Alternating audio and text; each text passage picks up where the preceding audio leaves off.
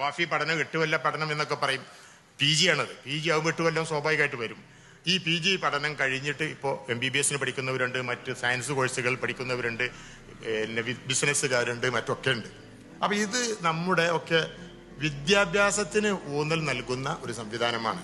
ഇത് ഒരിക്കലും ഒരു സംഘടനയല്ല.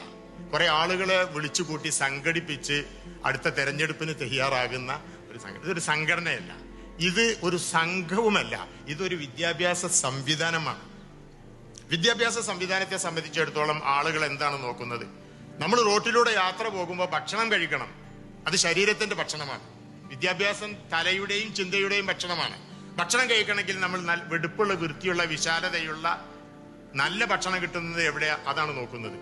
എന്നതുപോലെ തിരിച്ചറിവുള്ള ആളുകൾ ക്വാളിറ്റി എഡ്യൂക്കേഷന് വേണ്ടി, ഗുണനിലവാരമുള്ള വിദ്യാഭ്യാസത്തിന് വേണ്ടി ഞങ്ങളെ സമീപിച്ചുകൊണ്ടിരിക്കുന്നു.